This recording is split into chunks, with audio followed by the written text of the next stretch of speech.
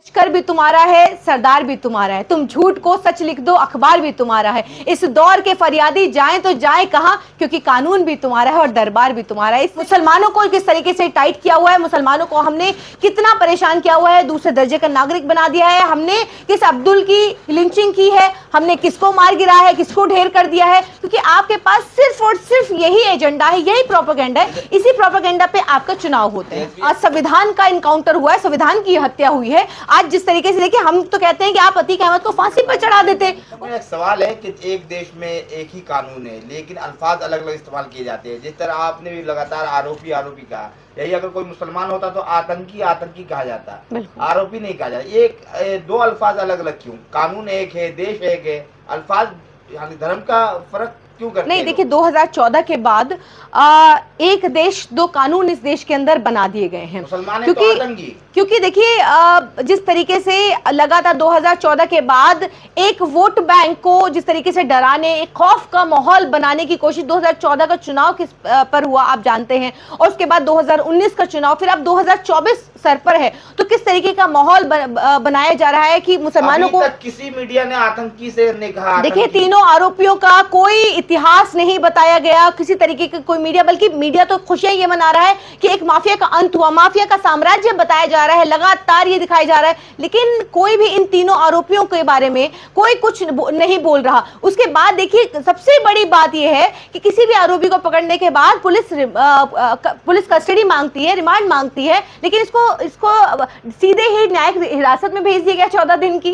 तो यानी कि पुलिस को कोई पूछताछ नहीं करनी है, क्योंकि जय श्री राम का नारा लगाया तो फिर सारे पाप धुल गए हैं। और जय श्री राम के नारे लगाने के बाद तो कोई आपसे कोई सवाल ही नहीं करेगा, क्योंकि मौत तो एक मुसलमान की हुई है, चाहे वो माफिया हो, चाहे वो कोई एक आम आदमी हो, तबरेज अंसारी हो, जुनैद हो, पहलू खान हो, अखलाक हो, क्योंकि कोई सवाल, क्योंकि मारने के बाद तो फाइल ही बंद कर दी जाती है, क्योंकि वो मुसलमान है, कोई सवाल भी नहीं करता है। और बल्कि एक देश की एक आबादी ऐसी है जो इस बात से खुश होती है कि मोदी जी ने सफाया, धीरे धीरे मोदी जी जब से आए हैं तो सफाया और हमें आजादी मिल रही है। सवाल है कि ये तीनों जो है जिन्होंने हत्याकांड को अंजाम दिया है, ये आतंकी है, आरोपी है? देखिए ये पूरी तरीके से आतंकी है, क्योंकि ये जिस तरीके का आप ये देखिए कि पूरा, अगर आप ये पूरी घटना को अगर आप सही तरीके से देखेंगे तो आपको ये लगेगा कि ये वो क्रिमिनल हैं, ये सुपारी किलर हैं कि जिनको सुपारी दी गई। पूरी तरीके से इस तरीके की पिस्टल चलाना, मैं समझती हूँ कि ये इतना, कोई भी एक छोटा मोटा जो मुजरिम होता है, छोटा मोटा जो अगर कोई गैंगस्टर होता है, वो इस तरीके की बड़ी विदेशी पिस्टल नहीं चला सकता। मेन स्ट्रीम मीडिया जो है ये कहने में हिचकिचा क्यों रही है आतंकी? देखिए मेन स्ट्रीम मीडिया क्यों दिखाएगी? देखिए लश्कर भी तुम्हारा है, सरदार भी तुम्हारा है, तुम झूठ को सच लिख दो, अखबार भी तुम्हारा है। इस दौर के फरियादी जाएं तो जाएं कहां, क्योंकि कानून भी तुम्हारा है और दरबार भी तुम्हारा है। इससे मैं समझती हूँ कि सारी बात साफ हो जाती है, क्योंकि आज जिस सरकार ने, जिस मुख्यमंत्री ने ये कहा कि मैं मिट्टी में मिला दूंगा, तो मिट्टी में आज वो उसका परिवार मिल चुका है, क्योंकि देश की अदालतों को न्याय करना था, देश की अदालतों को इंसाफ देना था उस परिवार को, उमेश पाल के परिवार को। लेकिन आज आप ये देखिए कि जिस तरीके से उत्तर प्रदेश के मुख्यमंत्री योगी आदित्यनाथ जिस तरीके से माफियाओं का सफाया कर रहे हैं, तो मैं तो कहना चाहती हूँ कि एक लंबी कतार है, लंबी लिस्ट है, उन माफियाओं का भी सफाया करें जो जिनके ऊपर 100 मुकदमे हैं, 200 मुकदमे हैं, जिनका साम्राज्य यूपी के अंदर फल फूल रहा है, संरक्षण मिल रहा है सरकार का। लेकिन मैम जिस तरह से राजनीतिक गलियारों में हलचल है, ममता बनर्जी मुख्यमंत्री पश्चिम बंगाल, वो कह रही है कि यूपी के लोगों को इसका विरोध करना चाहिए, क्योंकि राजनीतिक ध्रुवीकरण किया जा रहा है, फायदा लेने के लिए चुनाव में ऐसा किया जा रहा है। बिल्कुल, देखिए जब भी चुनाव आते हैं तो देखिए दंगे भी होते हैं, दंगे फसाद करवाए जाते हैं, क्योंकि देखिए आपस में हिंदू और मुसलमान में कोई इख्तलाफ नहीं है। आपस में देखिए यहाँ पर सब लोग भाई भाई मिलजुल करके रहते हैं। ये यहाँ की जो दंगा करा रही हैं, जो आपस में जो ये सब चीजें चल रही हैं, ये कौन करा रहा है? ये देश की सरकारें करा रही हैं। ये मेरे किसी भी हिंदू भाई को या मेरे किसी भी हिंदू जानने वाले को मुझसे से कोई तकलीफ नहीं है, मुझे भी किसी से कोई तकलीफ बड़ा नहीं है। इल्जाम लगा रही है अब सरकार। नहीं बिल्कुल सर, ये 2014 के बाद ये जो सांप्रदायिक माहौल बनाया जा रहा है और खास करके एक तबके को टारगेट कर करके, तो सवाल तो उठेंगे, सवाल तो क्यों नहीं पूछे जाएंगे। और लगातार सवाल एक समुदाय को लेकर के जिस तरीके से उसको ये कहा जा रहा है कि ठीक है तुम अगर रहना है तुम रहो, लेकिन दूसरे दर्जे का नागरिक बन करके रहो। तो दूसरे दर्जे का नागरिक बनाने के लिए इस तरीके से सड़क चलते किसी भी व्यक्ति की दाढ़ी खींच ली जाती है, टोपी खींच ली जाती है, किसी महिला का बुर्का खींच लिया जाता है, और अगर इससे भी बात नहीं बनती है तो फिर लिंचिंग और फिर गोली। तो ये काम कर रहा है तो बिल्कुल अब तो खुलकर, अब तो पूरी तरह खुलकर के मीडिया जो जिसके लिए काम कर रहा है, जिन आकाओं के लिए काम कर रहा है, वो पूरी तरीके से उसके पक्ष में आके खड़ा हो गया। सातिर निकली साइस्ता।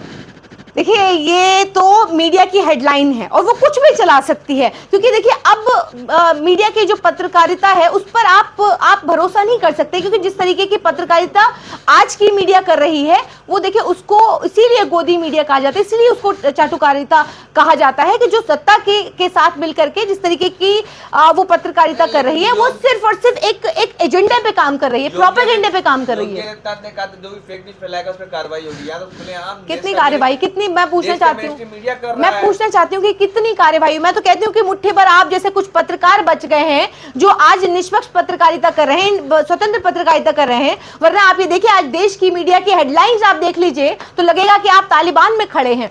आप जो ये अतीक अहमद था, अतीक अहमद, और आपको इसके योगी आदित्यनाथ की सरकार के अंदर आपको कोई ज्यादा फर्क नजर नहीं आएगा। आपको लगेगा कि आज देश के अंदर तालिबानी, भाजपा तालिबानी सरकार है।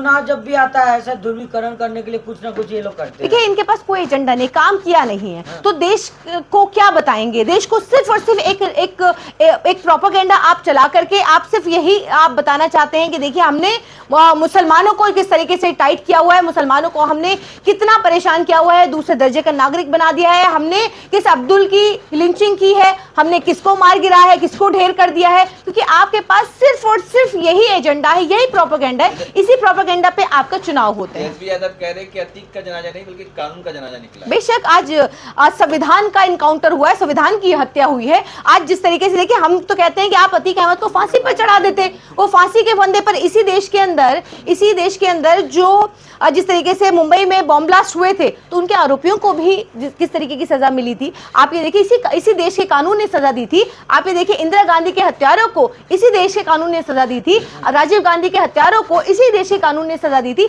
तो फिर ऐसे जो माफिया हैं वो भी बच के नहीं जाते, वो भी कहीं ना कहीं जो है वो इसी देश का कानून उनको सजा देता। लेकिन हमारी जुडिशरी सिस्टम जो है वो थोड़ा शायद स्लो है। वो सिस्टम का जो है वो मुझे लगता है कि उसको अगर सुधारने की जरूरत है तो शायद सिस्टम को सुधारने की जरूरत है। मैम जिस तरह से आखिरी में सवाल लेंगे कि अतीक अहमद के जो कफन दफन में इतने लोग पहुंचे थे, कह रहे कि माफिया के जनाजे में जो इतने हिंदू मुसलमान कैसे पहुंच गए, सवाल पूछा जा रहा है।